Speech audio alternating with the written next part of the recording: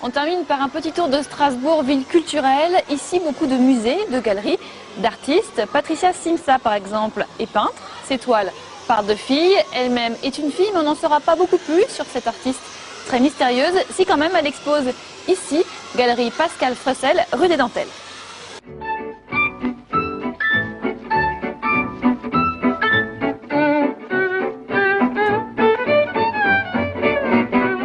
Qu'est-ce qu'elles ont ces filles avec leurs seins qui dépassent et leurs fesses rebondies? Qu'est-ce qu'elles ont? La bouche en cœur et le regard en coin?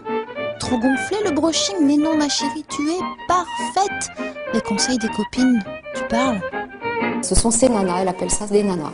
Ce sont des grands formats et ces personnages, ils se montrent, ils osent. Ils sont là, ils sont présents. Les femmes, quand vous regardez, elles ont des courbes. Elles occupent tout le volume de la toile. Et en même temps, elles sont très. Moi, ce que j'aime aussi, c'est que ces personnages sont très aériens.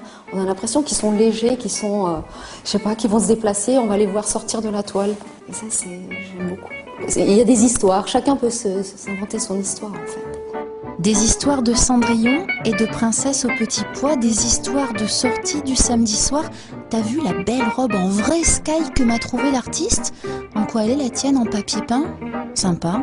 Chacun sa matière et chacun sa toile. Et dis donc, mais elle est où l'artiste? Elle a peur? Pourquoi elle fait ça timide? Encore un truc de fille? Vous la croiserez peut-être dans la rue, vous la reconnaîtrez peut-être.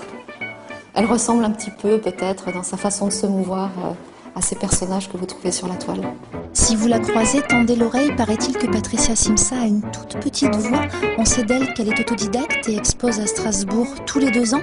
Mais savoir si elle ressemble ou non à ces nanas, ça, vous ne le saurez pas les filles, c'est mystérieux, c'est comme ça et puis c'est tout.